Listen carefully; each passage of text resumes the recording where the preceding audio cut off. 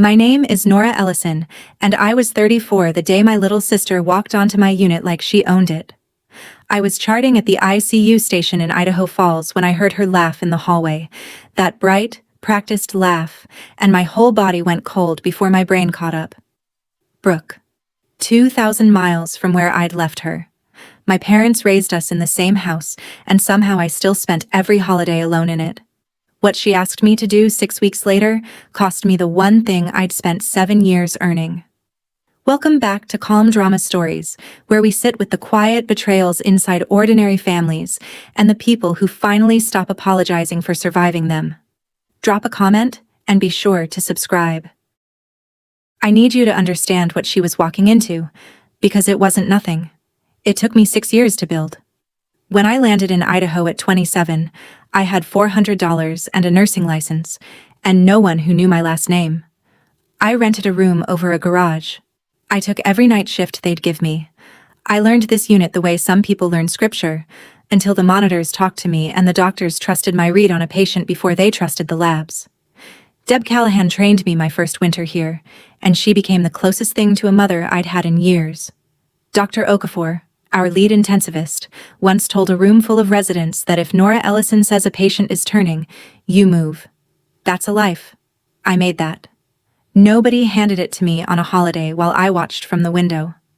Because here's the thing my family never quite managed to say out loud, and here's the sentence I carried across the country like a stone in my coat. They always found room for Brooke. For me, they found a plate on the porch. I didn't tell people that. I didn't tell anyone here about the porch, or the plate, or the 7 Thanksgivings I spent watching taillights. I just worked, and I got good, and I got quiet, and I got free. And for 6 years it held. Then a woman from HR walked our new director down the hall for a meet and greet, and the director's heels clicked on my floor, and she turned, and it was my sister, smiling at me like a photograph she'd been waiting to take. You'd think a family leaving one kid home would need a good excuse. Mine never even needed a consistent one. When I was 9, it was that I'd get carsick on the drive to the lake, so I stayed with a neighbor while they took Brooke. When I was 12, it was that the Orlando tickets came in a set of 3, and I wouldn't want to be the odd one out anyway, so I was the odd one out at home. At 15, it was money, which was funny, because Brooke got a ski trip that same February. There was always a reason, and each reason was reasonable on its own, and that was the trick of it. You can't fight a reasonable thing. If I cried, I was dramatic. If I asked why, I was starting something.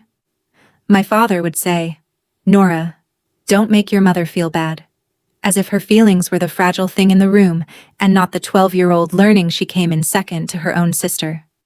Brooke didn't do this to me. Not really. Brooke was 4 years younger and she just lived inside the warm part of the house, the way you live inside a climate you were born to. She didn't know there was a porch. She'd never once stood on it. So when people ask me why I don't just talk to my sister, why I don't just clear the air, I want to tell them. The air was never the problem. The house was built crooked before either of us could walk. You don't clear that. You move out. The HR woman was still talking when the floor dropped out from under me. "Nora, this is Brooke Vance, our new Director of Patient Experience. She'll be partnering with all the units on culture and quality." Vance. She'd taken Kyle's name. For one merciful second I thought it might be a stranger, a coincidence, some other Brooke. Then she said, "Actually, Sharon, we know each other." And her smile widened and she added, "This is my sister." And I watched every nurse at that station file the information away. Director of Patient Experience. I ran the beat in my head like a rhythm strip. Patient Experience sat over the units on anything to do with culture. Which meant, in the org chart nobody says out loud, my sister now had a line into how my work got graded. I kept my face flat. I've held a face flat over a coding patient. I could hold it over this. "Welcome to Idaho Falls," I said, and shook her hand like she was a vendor. Her hand was soft. Mine had 2 years of hospital sanitizer built into it. "I didn't know you were here," she said, warm, wondering, and I almost believed the not knowing. Almost. Because behind the warmth was a small, satisfied stillness, the look of someone who had found the last page of a book they'd been trying to finish. She'd known. Maybe not the room, but the city. Maybe not the shift, but the name on the directory. You don't take a job 2,000 miles from home and get surprised by the one relative who lives there. I smiled and went back to my charting, and my hands did not shake, and that felt like a small, cold victory. By the end of the week we had a story, and I hadn't agreed to any of it. Brooke told it in the break room, to Deb, to the charge nurses, to a resident who didn't know better. Nora and I lost touch for a few years, she'd say, light as a napkin. And then the universe puts us in the same hospital. Can you believe it? Lost touch. Like we'd drifted at a party. She'd rest a hand on my shoulder when she said it, in front of people, and I couldn't shrug it off without becoming the villain of the scene. That's the part nobody warns you about. When someone builds a nice story around you in public, refusing to stand in it makes you look cruel. She'd call me sis in front of the unit, and the unit would smile, because it's a sweet thing. Two sisters reunited, and I would feel the old machinery start up under my feet. The machinery that says, your job is to make this look good for her. I watched Deb soften toward Brooke over 3 days. Deb, who was mine. She seems lovely, Deb said, and I said, and charted a pain score, because the alternative was explaining a childhood in a hallway. The stage was up, the lights were warm. And I'd been cast again, without a single audition, in the role I'd driven across the country to quit. My sister smiled at me over the nurse's station, and I understood that she wasn't here to reconnect.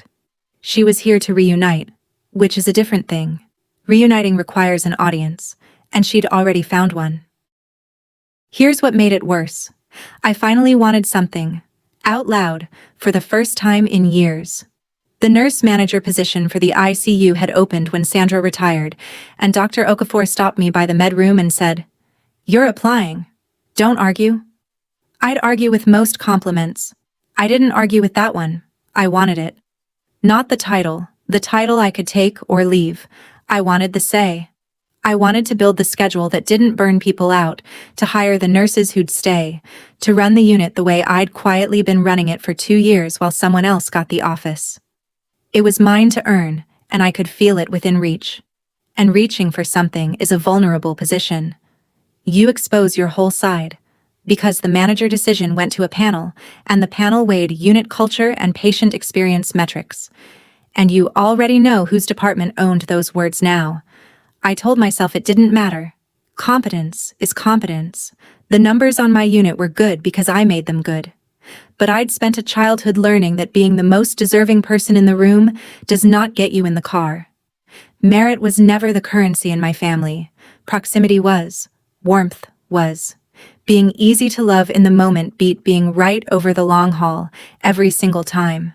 And now, the woman who had always effortlessly been easy to love in the moment was 3 doors down with a badge that said, she got a vote on my future. I applied that afternoon. I hit submit and felt like I'd handed someone a knife and asked them to hold it carefully. My mother texted me that night for the first time in 7 years. I know it was the first time because I still had the old thread, and above her new message was a gray wall of the last things she'd ever said to me, back when I was 27 and packing.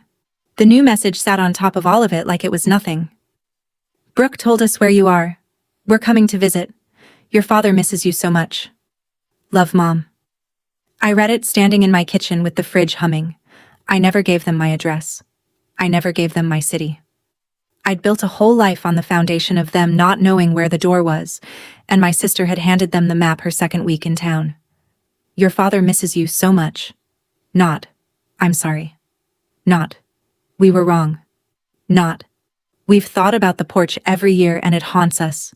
Just, we're coming, and you'll host the feeling, the way you always hosted the feeling. I put the phone face down on the counter. Then I turned it back over and read it again, because that's the thing about a wound that old. Part of you still leans toward the voice. Part of you, 34 years old with a good life and clean scrubs, is 9 again for 1 second, hoping this is the year they packed a 4th ticket. I hated that part of me. I'd spent so much money and so many miles trying to kill it, and there it was, alive, leaning toward my mother's text like a plant toward a window. What did they actually want? I didn't sleep. And in the morning I found out they'd already booked the flights. They came the following Thursday and stayed at a Hampton Inn near the interstate, which they mentioned twice, as if a hotel were a gift they were giving me. My father hugged me in the lobby like the last 7 years had been a long weekend. He smelled the same, cedar and coffee, and my throat did something I didn't authorize. "There she is," he said. "There's my girl." My mother, Carol, hung back a half step and looked me over, and her first words were, "You're too thin. Are you eating?" 7 years, and the opening note was my body. We went to an Olive Garden because Brooke picked it, and Brooke picked everything, and my parents let her. The way you let water run downhill. Kyle was back in Ohio with their daughter, so it was the 4 of us in a vinyl booth, a family portrait with one figure who kept checking the exits. I watched my mother arrange the table's mood like she was setting out napkins. She laughed at my father's jokes a beat early. She told the waiter we were celebrating being all together again. She built the scene, brick by brick, and the scene had a shape. And the shape was, nothing ever happened. There was no porch. There was no plate. There were just 2 sisters and their proud parents and a bottomless bowl of salad, and if I said otherwise, I'd be the one who ruined the reunion. I recognized the architecture immediately. I grew up in it. What I hadn't expected was how fast my own hands remembered their old job, reaching for the bread, refilling waters, smoothing, managing, making it easy for everyone but me. Old muscle. I put my hands in my lap and made them stay there. If you've ever been the guest at your own family's table, you already know how this dinner ends. Stay with me. The conversation had a gravity, and the gravity was Brooke. Her promotion, first. "Director," my mother said, tasting the word like wine. "Do you know how many people she manages?" Then Lily, the granddaughter, the photos passed around, the ballet, the reading level. My father asked me one question, whether the winters here were hard, and before I finished answering, my mother was telling Brooke she looked tired and should let Kyle take Lily more. I sat in the booth and felt the temperature of a specific old feeling, the one where you slowly go quiet, not because you have nothing to say, but because you've learned your sentences don't change the weather. 20 minutes in, I was garnish. I decided to test it. Small. I said, "I'd rather not spend the whole visit on the past, but I do want to talk about some of it while you're here." Reasonable. Adult. My mother's smile didn't move, but her eyes did. "Oh, Nora," she said, "we didn't fly all this way to dig up old business." Dig up. Like the porch was a body I kept insisting on exhuming. My father put his hand over mine on the table, warm and heavy, and said, "Let's just enjoy tonight, sweetheart." And there it was. The whole system in one gesture. Comfort deployed as a wall. Affection used to change the subject. I looked at my sister, expecting a smirk, and instead she was watching me with something almost like worry, and that unsettled me more than a smirk would have. I excused myself to the bathroom and stood at the sink and breathed until the mirror stopped shaking. I tried once more, at the end, in the parking lot, because I am apparently a slow learner with a stubborn streak. The valet stand was empty and the interstate hissed behind us, and I just said it, plainly. "Mom, do you remember the Thanksgiving before I left? You left a plate for me on the porch." I wasn't loud. I wanted to see if the words could exist in the air between us without the building falling down. My mother's face did something complicated. For a moment I saw it, a flicker of the thing underneath. Fear, maybe, or the exhaustion of a woman who has spent 40 years holding a story together with both hands and cannot let go of one corner without the whole thing coming down. Then it closed. "We're family," she said. "Family doesn't keep score." And my father said, "Carol, it's cold," and steered her toward the rental, and Brooke touched my arm and murmured, "She means well, Nora. She really does." And I stood in an Olive Garden parking lot in Idaho at 34 years old and understood, finally and completely, why they'd come. Not to account for the porch, to bury it, to fly 2,000 miles and pour warm dinner over it until it softened and disappeared, so that the family story could stay smooth and my mother would never have to look at the corner she'd been holding. They didn't want their daughter back. They wanted the record clean. And a clean record required my silence, my forgetting, my hands reaching for the bread. Accountability was never on the table, only amnesia, served family style. I drove home alone. I did not cry. That night I lay awake doing the thing I swore I'd stopped doing, wondering what was wrong with me, that being loved required this much editing. The visit ended, but Brooke didn't leave, because Brooke lived here now, and that was the trap I kept forgetting the shape of. Monday she was back on my floor with a clipboard and a program. Patient Experience Initiative, she called it, and it sounded lovely, and underneath it was a scalpel with my name on it. She shadowed me on rounds. She watched me tell a family, honestly, that their father was not going to wake up, because they deserved to plan their lives around the truth and not around a hope I knew was empty. Afterward, in the hall, she said gently, "You're so good with them, Nora. I just wonder if we could soften the delivery a little. Warmth scores really matter to the board." Soften the delivery. She said it kindly, which is how the best ones say it. She wasn't wrong that I'm blunt. I am blunt. Bluntness has held families together at the worst hour of their lives because I did not waste their time with fog. But now my bluntness had a name in a report, and the name was a deficiency, and the person writing the report shared my last name and my mother's phone number. I could feel the frame going up around me, board by board. Not a lie, exactly. A reframe. My directness, which was my competence, was being quietly recategorized as a warmth problem, a culture problem, a Nora problem. And there was almost nothing to grab onto and fight, because everything she said came wrapped in a compliment and a metric. I said, "I'll keep it in mind." She smiled and wrote something down. I went into the supply closet, put my forehead against the cool metal shelf, and stayed there for a slow count of 10 before I went back to work. She left a plate on my desk on a Thursday, and the whole floor of my childhood fell straight through me. I came back from a long code, bone-tired, and there it was in the little charge office. A real plate, not a paper one, a slice of homemade apple pie under plastic wrap, and a folded note in Brooke's round hand. "Truce. I've missed you more than you know. B." I stood over it and could not breathe right. She didn't know. That's what I kept telling myself, and it was probably true. She had never stood on the porch. She had no idea that a plate of food, left as a gift, was the exact shape of the wound. To her, it was pie. To me, it was the last Thanksgiving, the storm door locked, the taillights, the paper plate going cold on the boards while I stood inside the glass and understood my whole standing in that family in one image. A plate is what you leave for someone you don't set a place for. You set a place at the table. You leave a plate on the porch.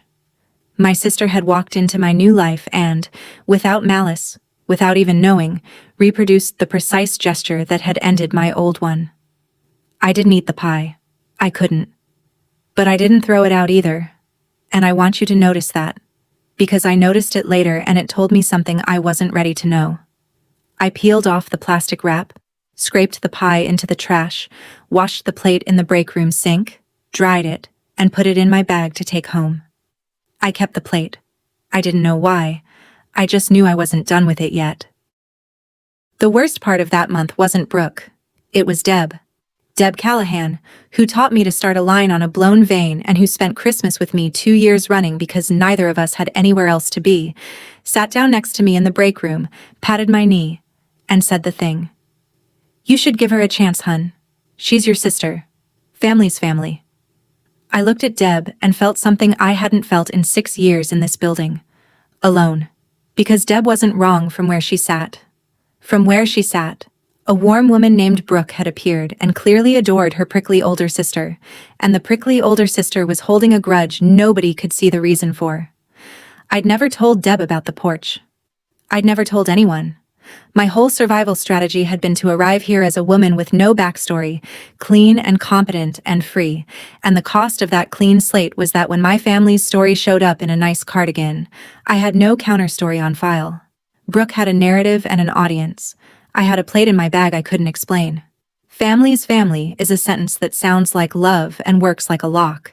It's the sentence that keeps the scapegoat in the yard.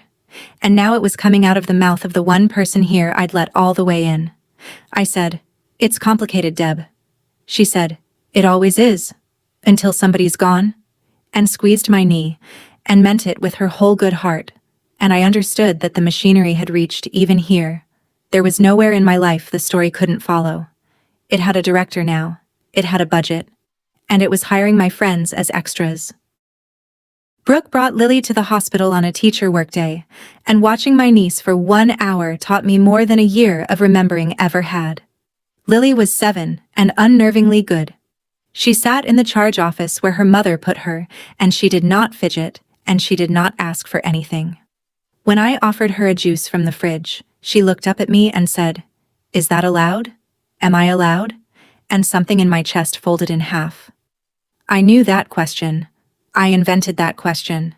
I'd asked a version of it my whole childhood, out loud and silently, at every doorway of that crooked house. Am I allowed to come? Am I allowed to want? Am I allowed to take up the space a person takes up? Lily was learning it already, in a warm house, from a loving mother, and that was the thing that undid me, because it meant the machinery didn't need a villain. It just needed a script, passed down, hand to hand, mother to daughter, each one sure she was doing right. I crouched to Lily's height and said, "You're allowed. Juice is always allowed. You don't have to ask me for a drink of water. Not ever. Not here." She studied my face like I might be tricking her.